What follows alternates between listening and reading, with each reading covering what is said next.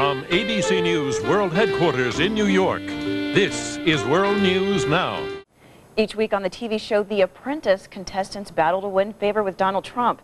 But there's one person who doesn't have to prove herself to the Donald. That's Carolyn Koepker, who's worked for him for nearly a decade and appears on the show. Now she's ready to share the secrets of her success in her book, Carolyn 101, and she joins us this morning. Thank you so much for coming out. Thank you. After everything that you have to do. Now, first of all, you essentially were the first apprentice. At 25 years old, essentially, you get hired by Donald Trump. What made you stand out to this gigantic figure in the business world? Well, first of all, it was an opportunity, and I always say find the opportunity and jump on it. And it was an opportunity that I had been working for a management company who was taking over this property, which was a golf course. We were hired by a bank to come in and get this property ready for resale. And inevitably, we sold it to Donald Trump. And just the way things worked out, I was the person responsible for giving him the pitch meeting. So I had walked in there with a good amount of associates, gone into his office, and I hopefully sold him, which I think I did, and sold him on the property. I gave him the pros and the cons, and I made myself super ready, very prepared for that pitch meeting. And certainly after the meeting was over and then time went by, and he obviously purchased the course, and after we closed on the property, he asked me to sign on with his company. And you have gone on to quite a successful career managing two of his golf courses here in the New York area. I was fascinated by the fact that early in the book, you say your primary piece of advice to people is always be a lady, always be a gentleman. I think people would find that surprising. How do you do that in the cutthroat world of business?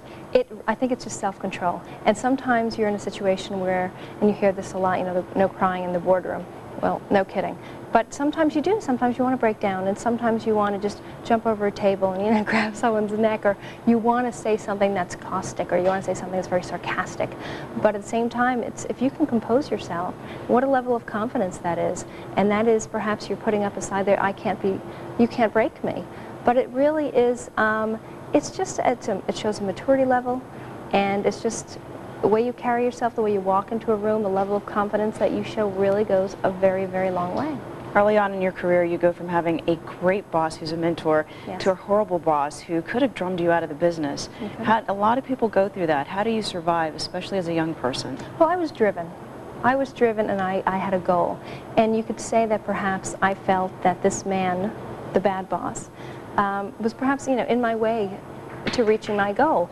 Now, I had a great boss who really taught me and really moved me up, and this person wanted to do nothing but, you know, squash me down. I wasn't used to that, and that's not the road I was taking.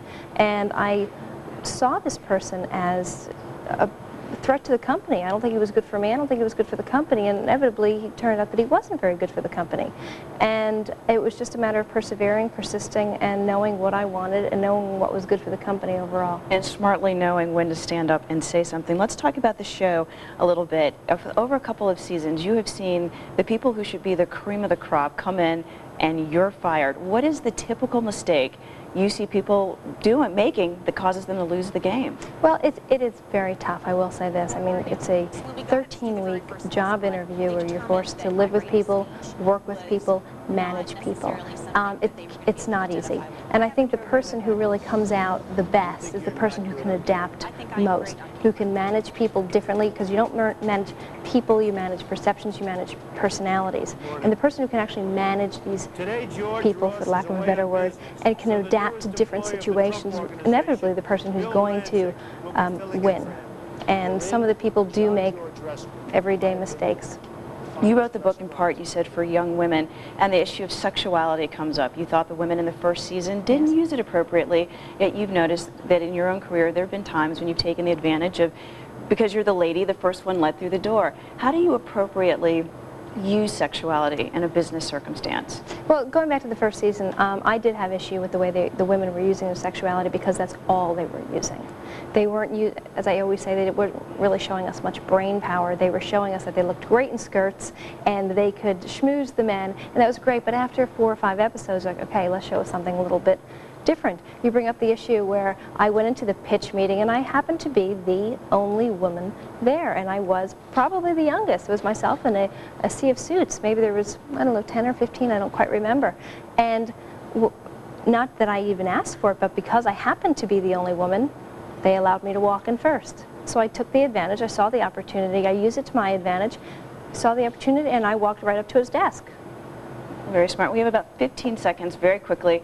Why the first season the women were trouncing the men for so long? They're getting killed by the men this season. What's going on? I think the women in the first season, they just worked together. They worked in a harmonious situation, whereas this group just doesn't seem to get along. They're just not getting along. We'll have to keep watching and see what happens. Yes. The book is called Carolyn 101. Carolyn Koepker, thank you so much for joining us.